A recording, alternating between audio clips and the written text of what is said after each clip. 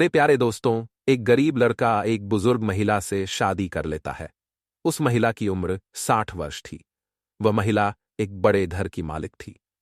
उसके पास विशाल महल और नौकर चाकर भी थे। उसके पास पैसे की कोई कमी नहीं थी। लेकिन वह महिला एक 20 साल के लड़के से शादी कर लेती है। शादी के 6 दिन बाद जब सुहागरात का दिन आया तो लड़के ने अपनी 60 वर्षीय पत्नी के पास जाकर देखा तो देखता ही रह गया। वह बुजुर्ग महिला माहिना 30 वर्ष की लग रही थी। महिला कहती है, आज मेरी इच्छा पूरी हो जाएगी।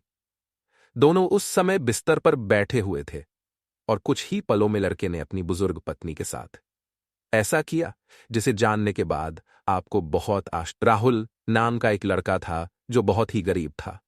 उसके पिता की मृत्यु के बाद वह अपने परिवार को चलाने के लिए हमेशा मजदूरी करता था। राहुल दिखने में बहुत ही सुंदर था, लेकिन गरीब होने के कारण उसे सब कुछ करना पड़ता था। रोज मजदूरी करके अपने परिवार का पालन पोषण करता था। परिवार में उसकी मां और एक बहन थी। राहुल को अपनी बहन की पढ़ाई के लिए उसे एक अच्छे स्कूल में भेजना था, लेकिन परिवार की स्थिति के कारण वह अपनी बहन को अच्छे स्कूल में नहीं भेज सकता था। एक दिन राहुल अपने गांव की ठेले की दुकान पर चाय पी रहा था। तभी कुछ ही देर में एक लग्जरी कार वहां आती है। राहुल उस लग्जरी कार को नजरअंदाज कर देता है। उस लग्जरी कार से एक 60 वर्षीय बुजुर्ग महिला निकलती है। वह महिला कार से निकलकर सीधे ठेले के पास पहुंच जाती है। महिला राहुल को बड़े ध्यान से देख रही थी। तभी राहुल कहता है, आप मुझे इतने ध्यान से क्यों देख रही हैं? बुजुर्ग महिला कहती है, तुम में जज्बात और बहुत सारी खूबियां हैं। तुम्हें तो मजदूरी नहीं करनी चाहिए। तभी राहुल कहता है, आप क्या जानेंगे एक गरीब की हालत। जब आप गरीब होते तो आपको पता चलता। तभी महिला मुस्कुराते हुए कहती है, मैं इसीलिए तो यहां आई हूं। तुम जवान और इतने सुंदर हो, तुम्हें तो मेरे साथ चलना चाहिए। राहुल कहता है, मैं आपको जानता भी नहीं हूं, भला आपके साथ कैसे चल सकता हूं? महिला राहुल का हाथ पकड़कर अपनी गाड़ी की तरफ ले जाती है। महिला कहती है, मुझे सब पता है कि तुम्हारे परिवार की क्या हालत है। मैं तुम्हारे परिवार की स्थिति सुधारने के लिए यहां आई हूं। राहुल कुछ समझ पाता उससे पहले ही महिला कहती है, मैं तुमसे शादी करना चाहती हूं। राहुल शादी की बात सुनकर कहने लगता है, आप किस तरह की बात कर रही हैं? आपकी उम्र देखिए। महिला कहती है, तुम जवान हो और तुम में बहुत सारी खूबियां हैं, इसलिए तो तुमसे शादी करना चाहती हूं।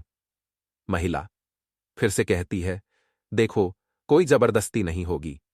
हम दोनों की शादी लिखित रूप से होगी। दोनों की सहमति से हम शादी करेंगे। राहुल ज्यादा नहीं सोचता, क्योंकि उसे अपने परिवार की स्थिति सुधारनी थी। उस महिला के पास बहुत सारा पैसा था, जिससे राहुल अपने परिवार की स्थिति सुधार सकता था। इसलिए राहुल शादी के लिए उस महिला को हाँ में जवाब दे देता है। कुछ दिनों बाद पूरे परिवार के साथ बुजुर्ग महिला और राहुल की शादी हो जाती है। वह महिला अपने पति राहुल को अपने घर ले जाती है। जब राहुल वहां पहुंचता है तो वहां का नजारा देखकर दंग रह जाता है। महिला कहती है, आज से तुम और मैं इसी महल में रहेंगे।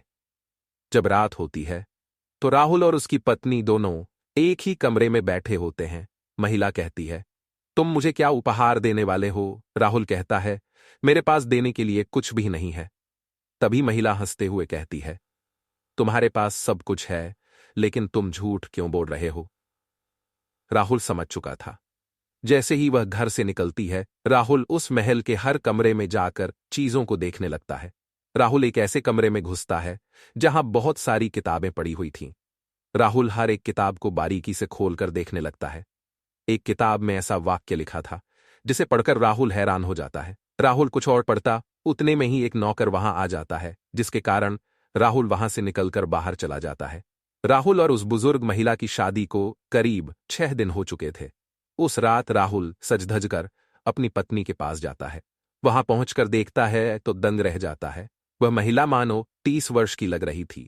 राहुल उसके पास जाकर बैठ जाता है और कहने लगता है, आज तो बहुत ही खूबसूरत लग रही हो। महिला कहती है, बहुत साल पहले मैं अपने पति के साथ खुशी से जिंदगी बिता रही थी। आज मैं फिर से खुशी की जिंदगी बिताने वाली हूं। कुछ ही देर में दोनों अंतरंग हो जाते हैं। महिला कहती है, तुमसे शादी करके आज मैं बहुत खुश हूं। दोनों बिस्तर पर बैठकर बातें करने लगते हैं। कुछ देर में दोनों सो जाते हैं। जब सुबह होती है तो वह महिला फिर से घर से निकल जाती है। इधर राहुल उसी कमरे में जाकर किताबें पढ़ने लगता है। लेकिन उस दिन नौकर वहां आ जाता है और कहने लगता है, मालिक माफ करना, इस कमरे में किसी को भी घुसने नहीं देते हैं। राहुल कहता है, यह सारी संपत्ति मेरी भी तो है। राहुल नौकर से पूछने लगता है, रोज कहां जाती है? मुझे भी साथ नहीं लेकर जाती है। जब राहुल की पत्नी घर वापस लौटती है तो राहुल पूछने लगता है, रोज कहां जाती हो? महिला कहती है, इसके बारे में बाद में बात करेंगे। जब रात होती है तो दोनों अपने कमरे में होते हैं। राहुल अपनी पत्नी से कहता है, मुझे सब कुछ पता है कि तुम कहां जाती हो। तुम गांव के लोगों की जमीन लूटने के बारे में क्यों सोच रही हो? महिला कहती है, देखो, इसमें हम दोनों का ही भला। राहुल फिर से कहता है, तुम ऐसा काम करना छोड़ दो। अगर तुम्हें मेरे साथ जिंदगी बितानी है तो ऐसा काम छोड़ना होगा, नहीं तो मैं तुम्हें छोड़कर चला जाऊंगा। महिला कहती है, ऐसा करने का सोचना भी नहीं। मैं तुम्हें बहुत प्यार करती हूं। तुम जैसा सुंदर लड़का कहीं नहीं मिल सकता। राहुल कहता है, तुम मुझे पाना चाहती हो तो गलत काम करना छोड़ना होगा। महिला कहती है, मैं गलत काम करना छोड़ दूंगी, बस अब तुम मुझसे प्यार कर सकते हो। उस दिन से वह बुजुर्ग महिला गलत काम करना छोड़ देती है। राहुल अपनी पत्नी को हमेशा खुश रखता था। जब राहुल की बहन बड़ी हो गई तो उसकी शादी भी कर दी। राहुल का परिवार खुशहाल जिंदगी बिताने लगा। इधर बुजुर्ग महिला ने अपनी सारी संपत्ति अपने पति के नाम कर दी। राहुल एक व्यवसायी बन जाता है। लेकिन दुख यह था कि राहुल की पत्नी कुछ सालों बाद दुनिया छोड़कर चली जाती है। राहुल अपनी जिंदगी में बहुत खुश था। वह दूसरी शादी कर लेता है। मेरे प्यारे दोस्तों, आज की कहानी सुनने के बाद आपको कैसा लगा?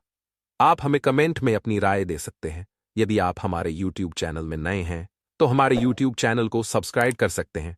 मिलते हैं दोस्तों किसी और वीडियो में। तब तक के लिए अलविदा।